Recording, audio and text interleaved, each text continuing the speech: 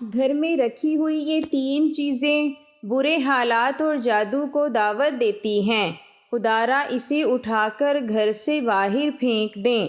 وہ 3 چیزیں یہ ہیں۔ ہر گھر میں ایک چھوٹی سی چیز ہے جو روز بروز گھر میں نقصان کروا رہی ہے۔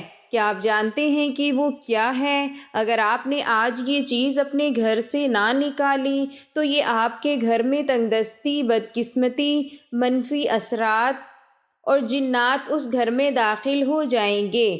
وہ چیز کیا ہے؟ آپ نے کبھی سوچا ہے کہ کچھ گھر ایسے کیوں ہیں جہاں داخل ہوتے ہی دل گھبرا اٹھتا ہے؟ ایسا لگتا ہے جیسے فضا بھاری ہو، ہوا میں کوئی انجانی خاموشی تیر رہی ہو۔ سب کچھ بظاہر درست ہوتا ہے لیکن پھر بھی سکون کہیں گم ہو جاتا ہے۔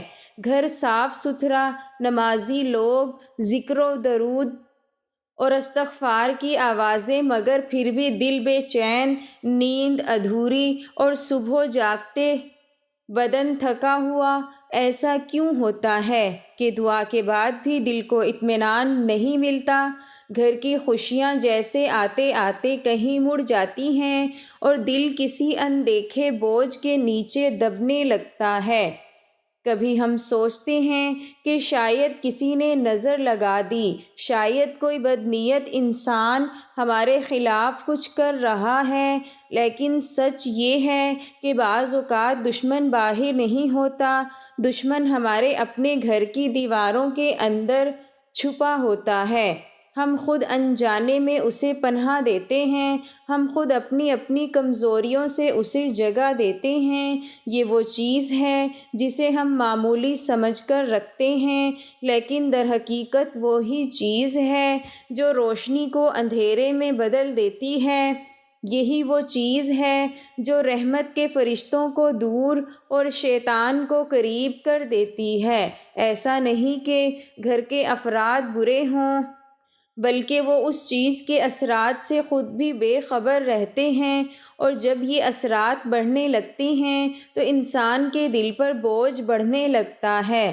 ایسا محسوس ہوتا ہے جیسے سانسیں بھاری ہوں، جیسے دل کسی انجانے خوف میں گرفتار ہو۔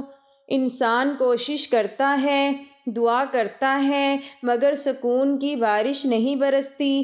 اس کی وجہ سے وہی چھپی ہوئی چیز ہوتی ہے جسے ہم نظر انداز کر کے اپنی جگہ دے بیٹھتے ہیں۔ لیکن خوشخبری یہ ہے کہ اگر آپ آج اس حقیقت کو جان لیں اور وہ چیز اپنے گھر سے نکال دیں تو آپ دیکھیں گے کہ کس طرح گھر کا ماحول بدلنے لگتا ہے۔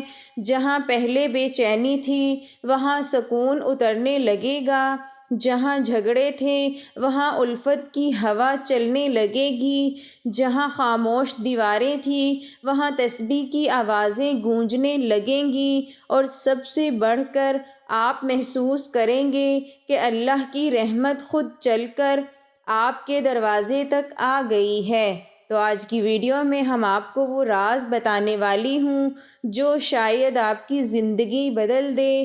ایسا راز جو اگر آپ نے آج سمجھ لیا اور عمل کر لیا تو آپ کا گھر بے سکونی سے برکت کی طرف سفر شروع کر دے گا۔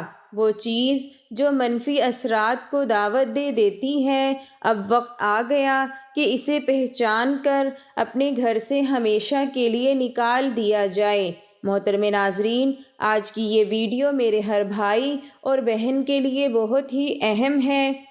اس ویڈیو کا ایک ایک لفظ اتنا قیمتی ہے کہ اگر آپ جان جائیں تو آپ اس پر ضرور عمل کرنا شروع کر دیں گے، کیونکہ جانے انجانے میں بہت سی ایسی غلطیاں ہم سے ہو جاتی ہیں جن کا ہمیں پتہ نہیں ہوتا، اور ان کی وجہ سے گھر میں تنگدستی، غربت اور بے برکتی پیدا ہو جاتی ہے۔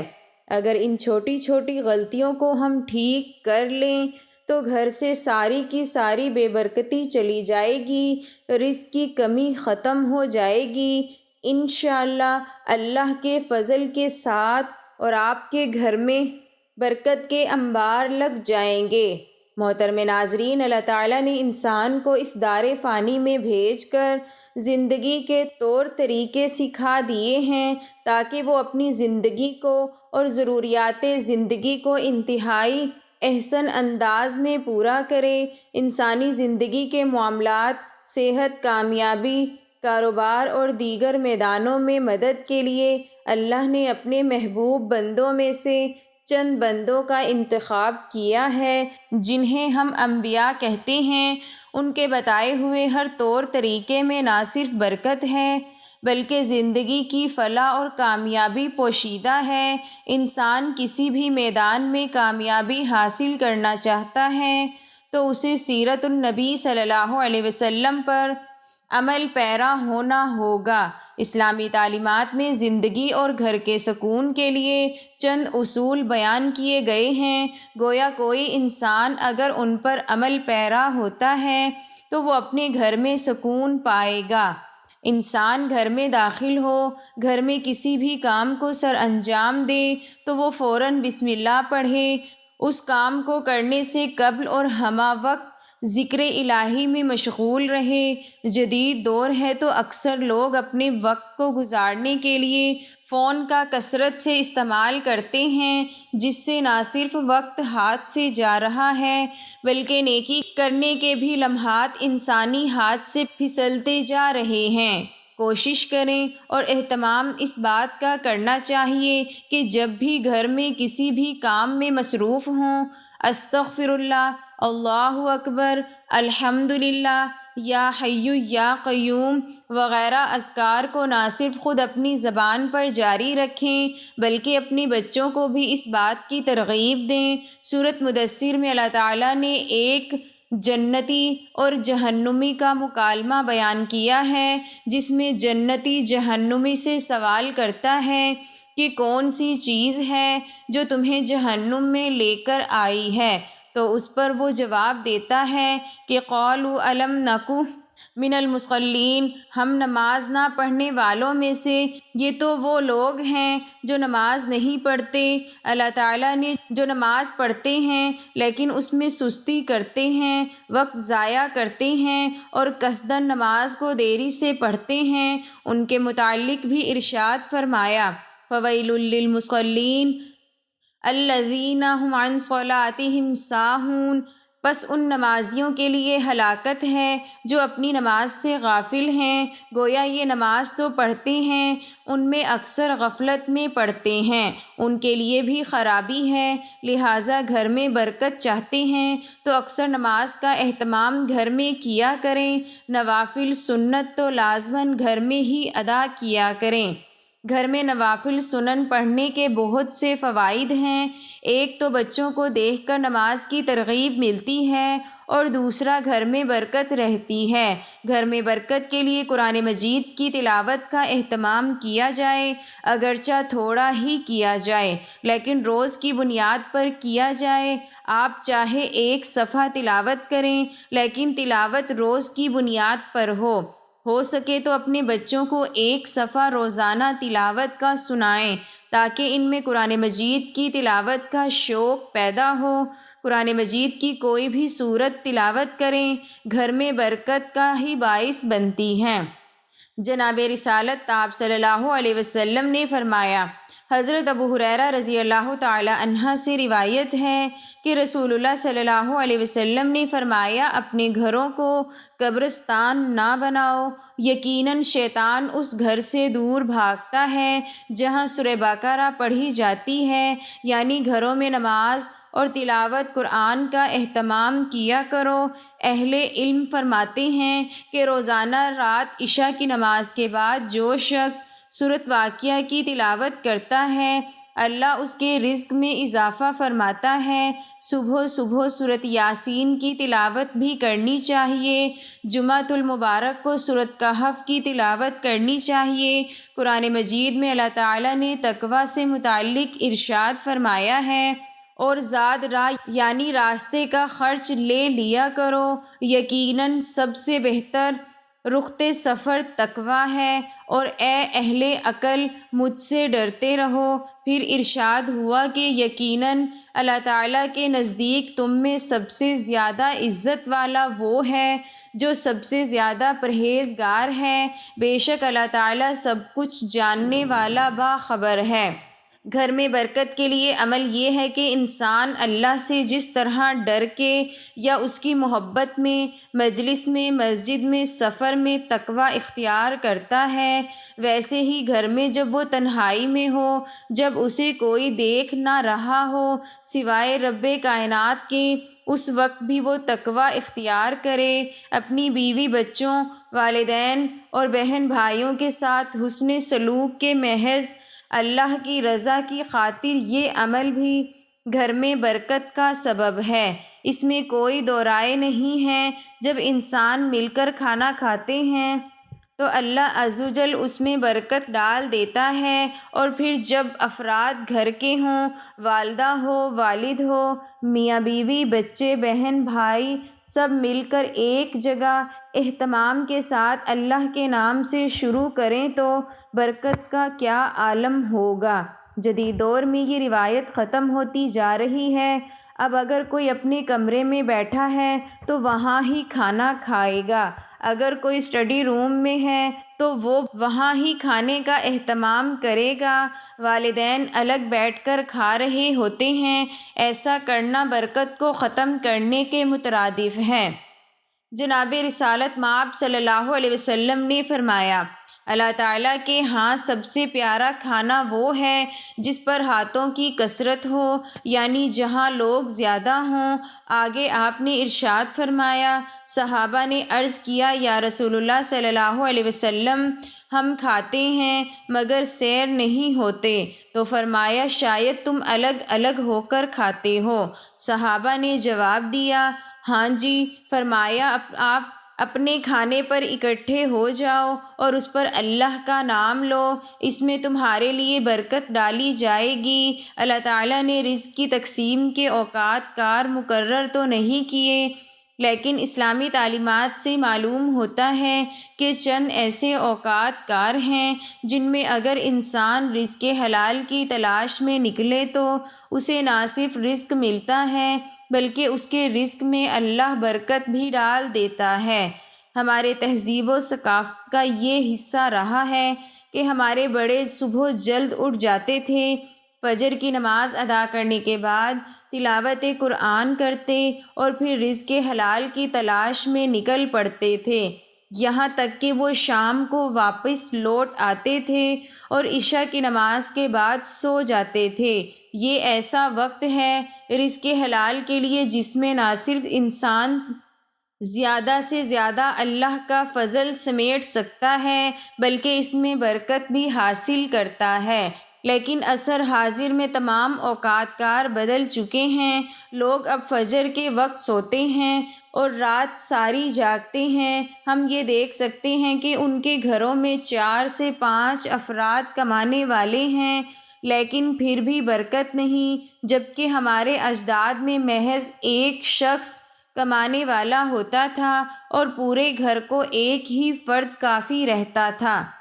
لہٰذا اگر آج ہم چاہتے ہیں کہ ہمارے گھروں میں اور رزق میں برکت ہو تو صبح جلدی اٹھنے کی عادت ڈالیں اور رات جلدی سونے کی عادت ڈالیں۔ اللہ پر توکل کرنا جیسے اس کا حق ہے، وَمَن يَتَوَكَّلْ عَلَى الْأَنفَالِ، جو کوئی اللہ فإن اللہ عزیز حکیم، اللہ پر توکل کرتا ہے تو اللہ اس کے جملے امور کا کفیل ہو جاتا ہے۔ بے شک اللہ بہت غالب، بڑی حکمت والا ہے۔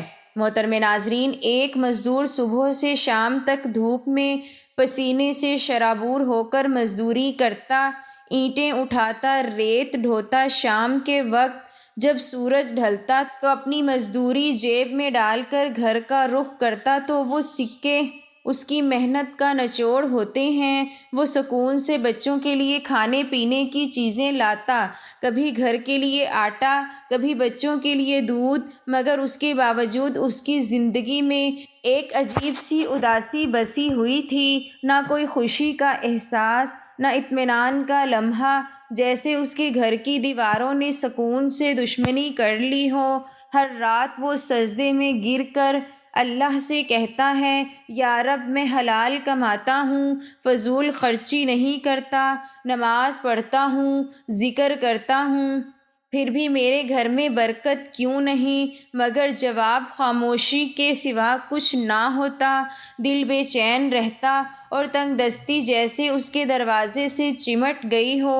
آخر ایک دن اس نے گاؤں کے ایک بزرگ سے ملاقات کی۔ مزدور نے ان کے سامنے اپنا دکھ رکھا، آنکھوں میں نمی لیے ہوئے بولا، بابا جی میں حلال کماتا ہوں، حلال کھاتا ہوں، پھر بھی میرے گھر میں بے سکونی کا گہوارہ ہے، خوشی جیسے میرے گھر سے روٹھ گئی ہے۔ بزرگ مسکرائے اور نہایت نرمی سے بولے، بیٹا آج کے دن کی مزدوری سے تم نے کوئی چیز نہیں خریدنی، 2 کلو مٹھائی لینا اور میرے پاس آنا، میں اس پر کچھ دم کروں گا، اور جب شام کو گھر پہنچو تو دروازے پر رک کر اپنے کان لگانا، سننا کہ تمہارے گھر کے اندر سے کیا آواز آتی ہے۔ تمہارے گھر میں رکھی ایک چیز تمہاری تنگ دستی اور بے سکونی کے حالات کا راز کھول دے گی۔ مزدور نے تعجب سے دیکھا مگر چپ کر گیا۔ دن بھر کی محنت کے بعد شام ڈھلے، اس نے 2 کلو مٹھائی خریدی۔ جیسے ہی اس نے اپنے گھر میں قدم رکھا تو 3 چیزیں گھر میں تنگ دستی، بے سکونی کو دعوت دے رہی ہیں۔ پہلی چیز، جب دیواروں پر شکر کی بجائے ناشکری ہو۔ کچھ گھروں میں داخل ہوتے ہی ایک عجیب سی خاموشی استقبال کرتی ہے، نہ کوئی شور، نہ کوئی چیخ و پکار، ایسا محسوس ہوتا ہے جیسے ہوا نے بھی سانس روک لی ہو۔ دیواریں جیسے کچھ کہنا چاہتی ہوں، ان پر لکھی تعریف خاموشی سے سب کچھ کہے جاتی ہے، وہ تعریف جو کسی قلم سے نہیں، انسانوں کے رویے سے لکھی جاتی ہے۔ یہی وہ لمحہ ہوتا ہے جب گھر میں برکت کے دروازے بند ہونے لگتے ہیں، کیونکہ ان دیواروں پر اب شکر نہیں، شکایت لکھی جاتی ہے۔ جہاں ہر گفتگو میں میرا نصیب کیوں نہیں کی گونج ہو، جہاں زبان پر ناشکری کا زہر اور دل میں مایوسی کی دھند ہو، وہاں رحمت کے قدم نہیں رکتے۔ فرشتے خاموشی سے واپس پلٹ جاتے ہیں، ان کی جگہ وسوسوں کی سرگوشیاں لے لیتے ہیں۔ کبھی شیطان دروازہ توڑ کر نہیں آتا، ہم خود اس کے لیے دروازہ کھول دیتے ہیں۔ جب ہم الحمدللہ کی بجائے کاش ایسا ہوتا کہنا شروع کرتے ہیں، جب ہم نعمتوں کا معمول اور خامیوں کو عظیم سمجھنے لگتے ہیں، تو سمجھ لیجئے کہ روشنی کا چراغ بجھنے لگا ہے۔ وہی جو گھر کو امن دیتی ہے، رزق کو برکت دیتی تھی اور دل کو نرم رکھتی تھی۔ ناشکری ایک معمولی احساس نہیں، یہ ایک غیر مرئی زہر ہے جو آہستہ آہستہ پورے گھر کی فضا کو کھا جاتا ہے۔ یہ باتوں سے شروع ہوتی ہے مگر اثر ماحول پر ڈالتی ہے۔ ایک وقت آتا ہے جب گھر بھرا ہوتا ہے مگر دل خالی، الفاظ زیادہ ہوتے ہیں مگر سمجھ ختم، اور پھر زندگی کی رونقیں ایک ایک کر کے رخصت ہونے لگتی ہیں۔ شیطان ایسے گھر میں خوشی سے بسیرا کرتا ہے جہاں زبان ناشکری بولے اور دل شکر کرنا بھول جائے۔ وہ جانتا ہے کہ جہاں شکر نہیں وہاں سجدے بھی بے نور ہوتے ہیں، جہاں شکایت ہے وہاں دعا بھی دروازہ نہیں کھولتی۔ وہ ہر دل میں یہ احساس ڈالتا ہے کہ تم محروم ہو، اور انسان اپنی موجودہ نعمتوں کو بھول کر خالی پن کے جال میں پھنستا چلا جاتا ہے۔ یاد رکھیے، شکر صرف الفاظ نہیں، یہ ایک روشنی ہے۔ یہ وہ روشنی ہے جو اندھیروں کو پیچھے دھکیلتی ہے، جو فرشتوں کو متوجہ رکھتی ہے اور جو شیطان کے قدموں کو جلا دے۔ جس گھر میں زبان الحمدللہ کہنا سیکھ لے، اس گھر کی چھت بھی دعا بن جاتی ہے۔ اگر آپ چاہتے ہیں کہ تنگ دستی کا سلسلہ ٹوٹ جائے، بے سکونی کی زنجیریں کٹ جائیں اور گھر میں روشنی خود چل کر آئے، تو سب سے پہلے اپنے الفاظ کو بدلیں، کیونکہ جب دیواروں پر شکر لکھا جاتا ہے تو رحمت ان الفاظ کو پڑھنے آتی ہے۔ تین چیزیں گھر میں تنگ دستی، بے سکونی اور نیگیٹو کو دعوت دیتی ہے۔ دوسری چیز، جب آنکھیں عیب ڈھونڈنے کی عادی ہو جائیں۔ کبھی سوچا ہے کہ جب تیری آنکھیں کسی کی کمی تلاش کرنے لگتی ہیں تو تیرے نصیب کی روشنی کیوں ختم ہو جاتی ہے؟ کیوں گھر کا سکون تیرے ہاتھ سے ریت کی طرح پھسلنے لگتا ہے؟ کیوں ہر چیز کے ہونے کے باوجود دل خالی، روح بوجھل اور فضا بے رونق لگتی ہے؟ اس لیے کہ وہ جو محبت کے لیے پیدا ہوئی تھی اب تنقید کا ہتھیار بن چکی ہیں۔ وہ نگاہ جو رحمت کے منظر دیکھنے والی تھی اب صرف دوسروں کے عیب تلاش کرتی ہے۔ اور جان لیں، جس گھر میں عیب ڈھونڈنے والے بستے ہیں وہاں برکت نہیں رکتی، وہاں شیطان اپنا ٹھکانہ بناتا ہے۔ یہ عیب جوئی، یہ معمولی گناہ نہیں، یہ روح کی بیماری ہے۔ یہ وہ آگ ہے جو خاموشی سے دلوں کو جلاتی ہے، تعلقات کو راکھ کر دیتی ہے اور گھر کی فضا کو اندھیروں میں بدل دیتی ہے۔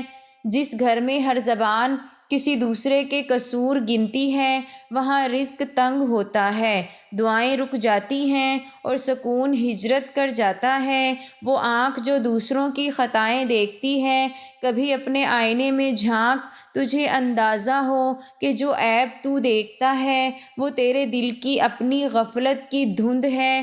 جو دوسروں میں کمی تلاش کرتا ہے وہ دراصل اپنے اندر کے خالی پن سے بھاگ رہا ہوتا ہے۔ ایسے لوگ گھروں میں شور چھوڑ جاتے ہیں مگر سکون کبھی نہیں۔ شیطان جانتا ہے کہ محبت والے گھر اس کے دشمن ہیں، اس لیے وہ گھروں کی نگاہوں میں زہر گھول دیتا ہے۔ وہ دلوں کے درمیان دیواریں کھڑی کر دیتا ہے۔ وہ کانوں میں سرگوشی کرتا ہے، دیکھو اس نے تمہارے ساتھ ایسا کیا، اور جب تم اس کے بہکاوے میں آ جاتے ہو تو سمجھ لو تمہارے گھر کی فضا بدل گئی۔ اب وہاں صرف وسوسے بستے ہیں، محبت نہیں۔ یاد رکھو، جس گھر کی آنکھیں عیب دیکھنے لگتی ہیں اس گھر کی برکتیں پردہ کر لیتی ہیں۔ جہاں نگاہ میں بدگمانی ہو وہاں فرشتے نہیں آتے، وہاں شیطان رقص کرتا ہے۔ اس کی ہنسی تمہیں سنائی نہیں دیتی مگر تمہاری بے سکونی اس کی فتح کی گواہی دیتی ہے۔ دلوں کو جوڑنے والی آنکھیں جنتی ہوتی ہیں اور توڑنے والی آنکھیں جہنمی۔ رحمت ان گھروں میں اترتی ہے جہاں نگاہیں پردہ ڈالنا جانتی ہیں، جہاں زبان محبت تلاش کرتی ہے، جہاں دل دوسروں کے لیے دعا کرتا ہے نہ کہ عیب بیان۔ اے مومن، اگر تو چاہتا ہے تیرے گھر سے تنگ دستی کا سایہ رخصت ہو جائے، بے سکونی کی زنجیریں ٹوٹ جائیں، تو اپنی نگاہ پاک کر، عیب دیکھنے کی بجائے خوبی دیکھ۔ عیب چھپانے والا اللہ کا دوست بن جاتا ہے اور عیب پھیلانے والا شیطان کا۔ جب آنکھیں محبت سے دیکھنے لگتی ہیں تو رحمتیں خود دروازہ کھول کر آتی ہیں، اور جب آنکھ سے دوسروں کی کمی میں الجھ جائیں تو سمجھ لیں کہ شیطان تیرے ذہن میں اتر چکا ہے۔ تین چیزیں گھر میں تنگ دستی، بے سکونی اور نیگیٹو کو دعوت دیتی ہیں۔ تیسری چیز، جب دروازے دعاؤں سے نہیں آوازوں سے کھلیں۔ کیا تم نے کبھی سوچا ہے کہ گھر وہ جگہ ہے جہاں امن اترنا چاہتا ہے، جہاں ہر سانس میں محبت کی خوشبو ہونی چاہیے، جہاں دروازے کھلیں تو سلام کی روشنی پھیلے؟ لیکن اگر وہی دروازے شور، تلخی اور چیخ و پکار سے کھلیں جہاں زحمت نے جگہ لے لی ہے؟ جب گھروں کے دروازے سلامی سے خالی ہو جائیں تو وہاں فرشتے نہیں آتے، جب الفاظ بھاری ہو جائیں تو وہ فضا بھی بوجھل ہو جاتے ہیں، اور جب گفتگو میں تلخی ہو تو برکت زمین سے اڑ جاتی ہے۔ یہی وہ لمحے ہیں جب شیطان دروازہ کھولتا ہے اور کہتا ہے اب یہ گھر میرا ہے۔ گھر کا شور صرف آوازوں کا نہیں ہوتا، یہ دلوں کے شور سے جنم لیتا ہے۔